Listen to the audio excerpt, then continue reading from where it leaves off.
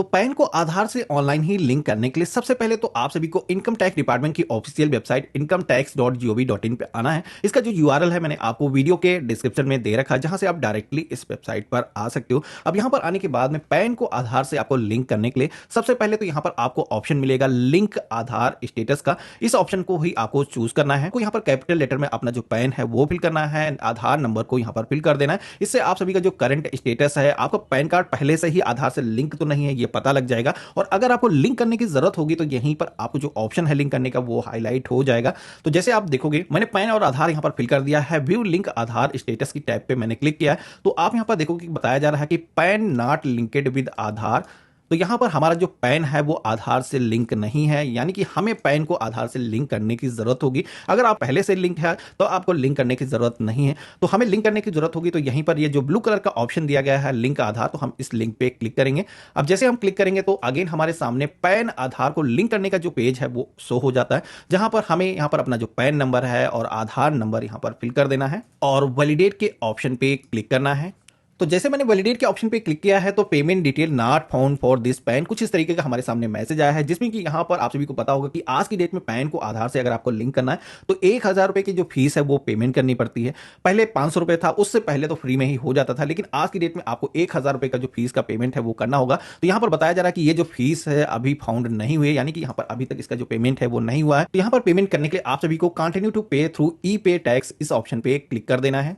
और यहां पर आप सभी को अपना जो पैन नंबर है वो इस बॉक्स में फिल करना है। कंफर्म पैन के सेक्शन में आपको रिपीट अपना जो पैन नंबर है वो फिल कर देना है। देन यहां पर आप सभी को अपना जो मोबाइल नंबर है वो फिल कर देना है और कंटिन्यू के ऑप्शन पे क्लिक कर लेना है। फोन पर एक ओटीपी को सेंड किया गया है, वो ओटीपी यहां पर हमें फिल कर देना है। देन आपको कंटिन्यू के ऑप्शन पे क्लिक कर देना है। तो आप देखोगे कि मोबाइल ओटीपी यहां पर सक्सेसफुल वेरीफाई हो चुका है। अब हमें यहां पर कंटिन्यू के ऑप्शन पे क्लिक कर देना है। अब नेक्स्ट पेज पर आप सभी को 3 ऑप्शन होते हैं, जिसमें कि इनकम टैक्स या फिर इक्वलाइजेशन एसटीटी सीटीसी या फिर अदर पेमेंट के ऑप्शन डिस्प्ले होते हैं, जिसमें कि आप सभी को जो पहला ऑप्शन यहां पर दिखाया गया है इसी ऑप्शन में आपको प्रोसीड के ऑप्शन पे आपको क्लिक करना है। अब क्लिक करते ही आप सभी को असेसमेंट ईयर सेलेक्ट करने के लिए बोला जाता है। तो यहां पर ध्यानपूर्वक आप सभी को जो लेटेस्ट असेसमेंट ईयर है यहां पर 23-24 यहां पर यही सेलेक्ट करना है, ये फाइनेंशियल ईयर नहीं है। तो यहां पर लेटेस्ट ही आप सभी लोग चूज करेंगे। इसके बाद में type of payment minor head के सेक्शन में आप सभी को अदर रिसिप्ट जो 500 का ऑप्शन दिया गया है इसे ही चूज करना है। कंटिन्यू के ऑप्शन पे क्लिक कर लेना है। अब इतना करते ही हमारे सामने नेक्स्ट जो पेज आता है, जहां पर आप देखोगे कि 1,000 रुपए के जो फीस का हमें पेमेंट करना है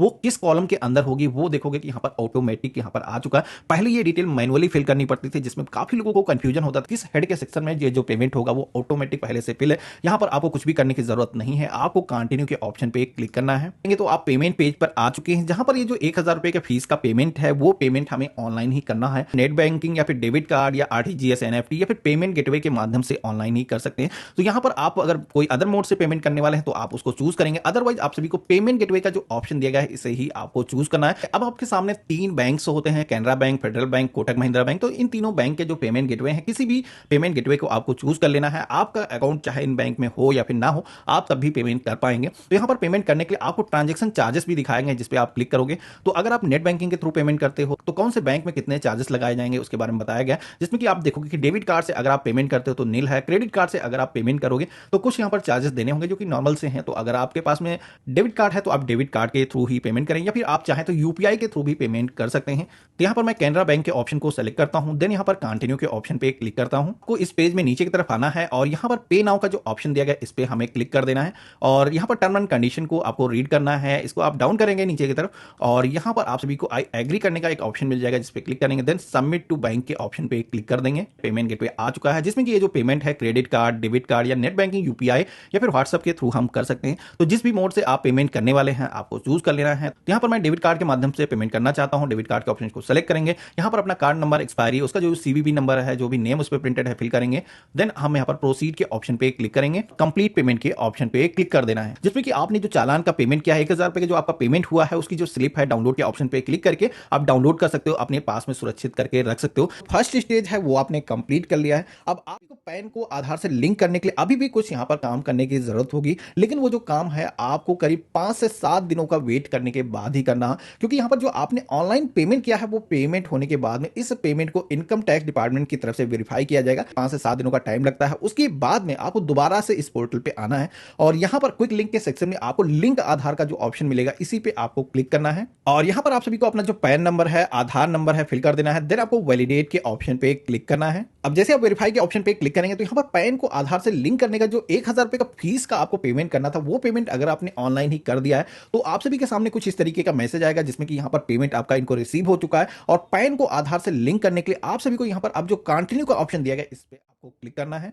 अब जैसे आप क्लिक करेंगे तो यहाँ पर आप सभी के आधार कार्ड पर जो भी आपका नेम है वो नेम यहाँ पर फिल करने के लिए बोला जाता है। इसी के साथ में नीचे की तरफ आपको 2 ऑप्शन दिए गए हैं जिसमें कि आप सभी के पैन कार्ड पर अगर केवल डेट ऑफ बर्थ का ईयर ही पड़ा हुआ है, उस पर पूरी डेट ऑफ बर्थ नहीं है, तब जाकर के उन्हें यहाँ पर इस पर क्लिक करना है। अदरवाइज सारे ही यूजर को इस ऑप्शन पे क्लिक नहीं करना है। I agree validate Aadhaar data इस ऑप्शन पे क्लिक करना है और लिंक आधार के ऑप्शन पे क्लिक करना है। तो बस इतना करते ही आप देखोगे कि आपके पैन को आधार से लिंक करने की जो रिक्वेस्ट है वो सक्सेसफुली यहाँ पर दर्ज हो चुकी है। आप सभी को अब कुछ भी करने की जरूरत नहीं है, आपको वेट करना है। ये जो रिक्वेस्ट है यूआईडीआई के पास में सेंड की गई है वैलिडेट करने के लिए, जिसमें कि 4 से 6 घंटों का समय लगता है। उसके बाद में आप सभी लोग दोबारा पे से अगर पोर्टल पे आओगे तो ये जो रिक्वेस्ट है ये अप्रूव हो चुकी होगी। तो यहाँ पर कभी भी अगर आप सभी को अब स्टेटस चेक करना हो कि आपका जो पैन है वो आधार से लिंक हो चुका है सक्सेसफुली, पोर्टल पे आप आओगे तो लिंक आधार स्टेटस का जो ऑप्शन दिया गया है इसी ऑप्शन पे आपको क्लिक करना है और यहाँ पर आपको पैन नंबर, आधार नंबर फिल करना है। व्यू लिंक आधार स्टेटस के ऑप्शन पे क्लिक करना है। तो आपका जो पैन है वो आधार से अगर सक्सेसफुली लिंक हो चुका होगा तो आपको इस तरीके का मैसेज आएगा,